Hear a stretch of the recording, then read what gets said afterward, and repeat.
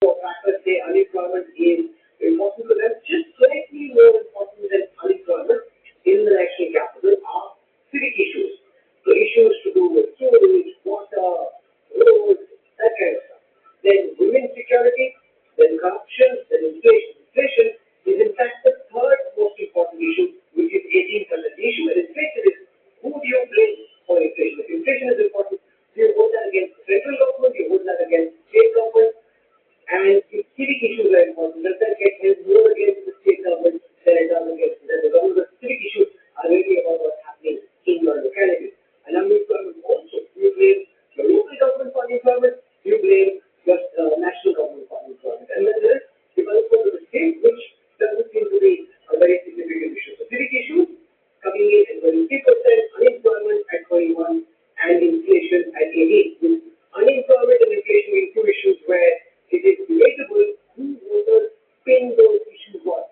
Civic issues very clearly would take place on the state government. The other two issues are really depending on the lens the voter seems to be strong.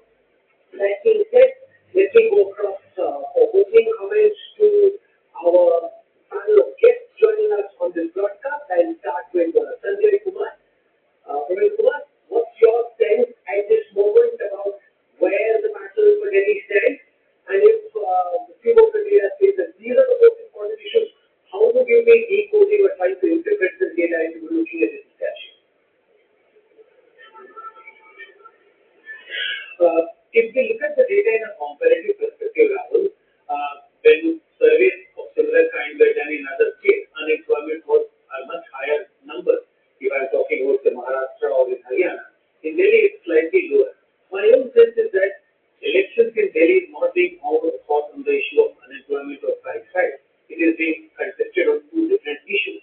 One, Aam Aadmi Party is pitching hard to convince the voters that they have done a great job for Delhi, especially in the field of health and education, while on the BJP is trying to contest this election on the issue of corruption, because Aam Aadmi Party came up with a moral high ground when Aam Aadmi Party was formed, that this is a party which is fighting against corruption. So BJP is taking the flank of corruption. They're charging the government of being corrupt. They're not countering BJP, Aam Aadmi Party's game. The technology, if you think that's the way they were not doing it, ranking very high. Corruption is just 5% of the respondents say corruption is the number one issue for it. So obviously that's not ranking as a very significant issue in the eyes of people that yes, one seems to be. That that is why if you look at how the campaign of BJP has changed a little bit, they started with the Sheesh Well issue, the Sharaf Kotala. But slowly and gradually, if you notice that during the last 5 or 10 days, it shifted on the whole issue of pollution, Ganga water and Yamuna water. So I think BJP also realized that yes, corruption is an issue which can influence the middle class voter, but this is not an issue which updates the poor class voter and the lower class voter, which are the core vote bank of Aam Aadmi Party. So I think both the parties are trying to contest issues on different grounds, and that is why unemployment is not coming up as big an issue as we see in other states. Okay. I want to go across to Yashwant Deshmukh. Yashwant, of course, I know the magic numbers. We can't take them from you right now, but given what you can tell us, given the code of conduct of the Election Commission, what are the critical factors that you think will determine who's going to win? And if corruption ranks at only 5%, what does that mean in the context of the kind of rich campaign we've seen from the BJP and beyond? Well, now, everything is in context. I mean, when you talk about Kejriwal getting a population rating of 47, 48, 46% in tracker in the last 1 month, one has to also go back 5 years in the tracker and see that the same Kejriwal was trending at 60, 62% in the population number.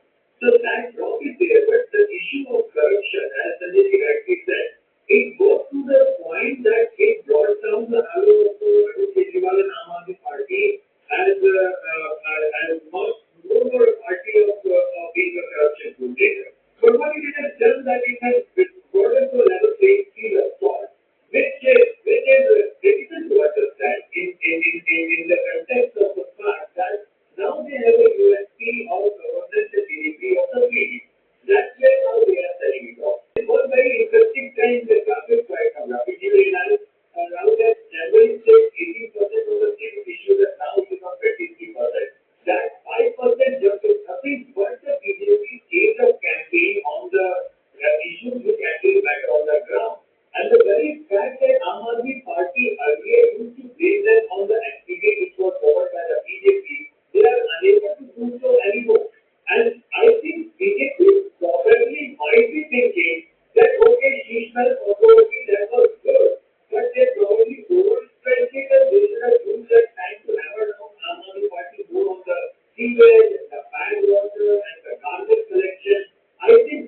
think that this BJP is better regarding the Really, do you buy this argument that, Sheesh Mahal was stretched?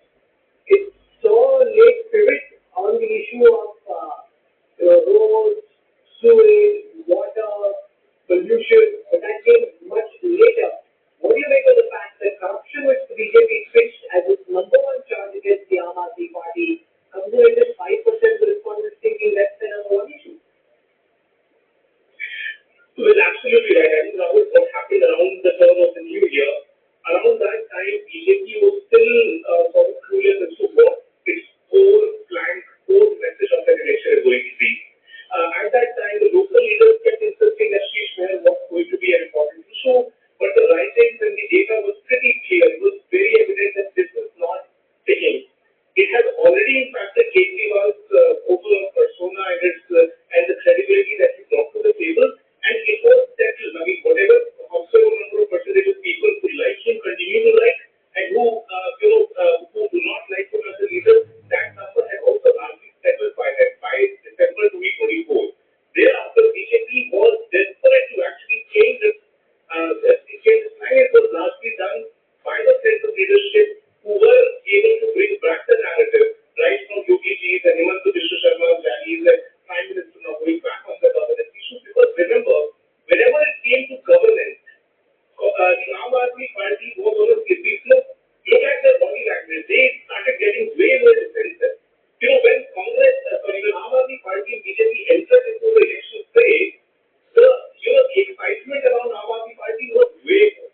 But over a period of time, when the governance issue started taking primacy, BJP started getting its narrative much more sorted, much more in order. They knew when to attack because they were able to corner the Aam Aadmi Party.